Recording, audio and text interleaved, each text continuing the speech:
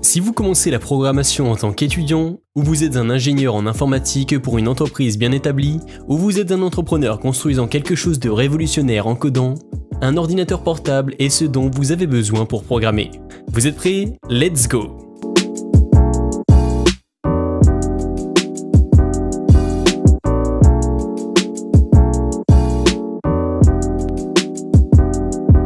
HP Spectre X360. Le HP Spectre X360 est équipé d'un processeur Intel Core i5 8265U, fréquence de base à 1,6 GHz, 4 cœurs, 8 threads, épaulé par 8 Go de RAM. Notre modèle de test est doté d'un stockage SSD de 256 Go. Avec sa taille de 13 pouces et son poids de 1,26, le HP Spectre se veut très mobile. HP mise sur l'aspect premium de ce modèle en incluant dans la boîte une pochette en simili-cuir pour le protéger dans un sac. Un bon point.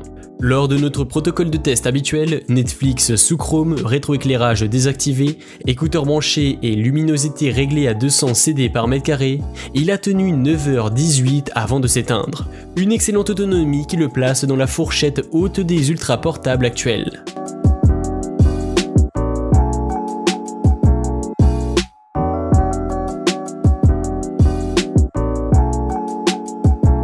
MacBook Air M. Le MacBook Air M est un monstre de puissance, qui donne bien plus que ce que les ultra portables nous ont habitués à recevoir, que ce soit chez Apple ou dans le monde Windows. Ne lui manque qu'un design revu, un peu plus de connectique et un écran vraiment bord à bord pour être parfait. Ce premier pas dans l'après Intel est porté par le M1, première puce Apple Silicon pour Mac, et par une solution logicielle incroyable incarnée par macOS Big Sur et son bras droit magique Rosetta 2.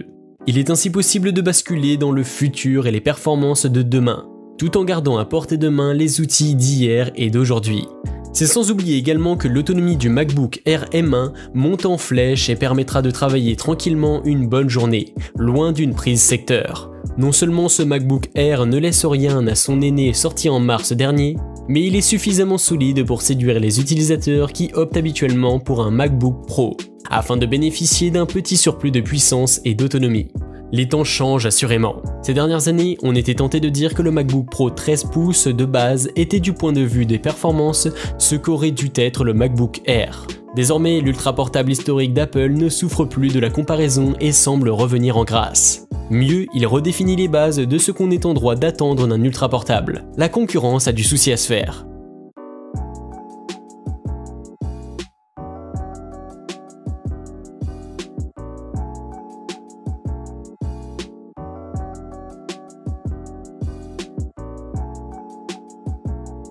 Dell XPS 15. Cette version du XPS 15, la plus haute des gammes proposées par Dell, se négocie aux environs de 2300 € sur le site du constructeur, des variantes un peu plus abordables de l'appareil existant. Il n'est pas parfait, mais globalement le XPS 15 dernière génération fait honneur à son patronyme. Nouveau fleuron de Dell sur le segment 15 pouces, l'appareil s'intercale parfaitement entre le XPS 13 et le XPS 17 de la nouvelle gamme du constructeur de Round Rock.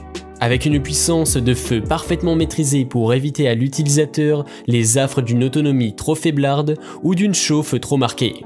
Nettement moins encombrant et plus endurant que son grand frère prodige le XPS 17, beaucoup plus puissant que son petit frère le XPS 13, le XPS 15 parvient à ménager la chèvre et le chou tout en profitant lui aussi d'un très bel écran Ultra HD Infinity Edge, pratiquement dépourvu de bordure, et d'un tout nouveau châssis plus élégant encore que l'année dernière.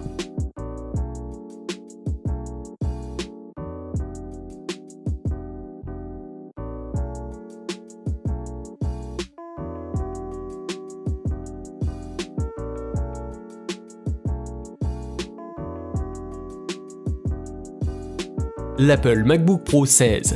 Le MacBook Pro 16 pouces que j'ai pu avoir en test est la version boostée. Avec un Core i9 de 9ème génération à 2,3 GHz, une carte graphique AMD Radeon Pro 5500M, 16 Go de RAM et 1 Tera de stockage.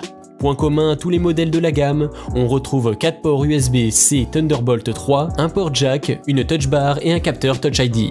La nouvelle dalle Retina de 16 pouces propose une définition de 3072 x 1920 pixels, une luminescence de 500 nits et la technologie True Tone. Le poids total de la machine approche les 2 kg, et il prend quasiment la même place qu'un MacBook Pro 15 pouces de génération précédente. Bref, le MacBook Pro 16 pouces que j'ai eu en test avait déjà un très bon potentiel.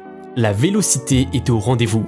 Comme je le montre en vidéo, j'ai souvent des dizaines d'onglets Chrome ouverts en parallèle de Photoshop, Spark, Antidote, Slack ou Spotify.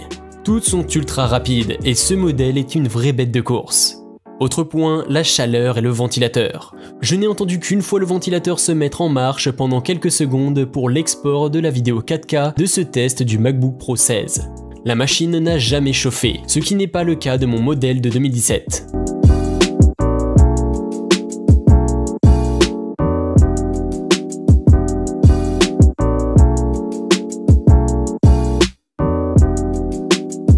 Lenovo ThinkPad X1.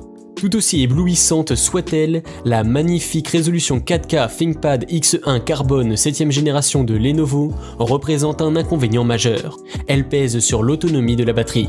Le ThinkPad X1 Carbone 7ème génération est agréable à l'usage et ses performances sont solides. La frappe est plus confortable que jamais. La qualité du son est une surprise inattendue. Le logiciel Vantage de Lenovo et l'utilitaire Glance en prime ont de quoi susciter l'enthousiasme.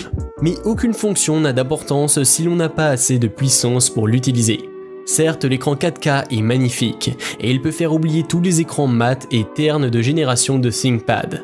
Et c'est un vrai plaisir de l'utiliser quand on peut brancher son cordon d'alimentation. Mais le prix à payer en termes d'autonomie de la batterie mérite de reconsidérer la version 1080p, surtout pour les travailleurs nomades.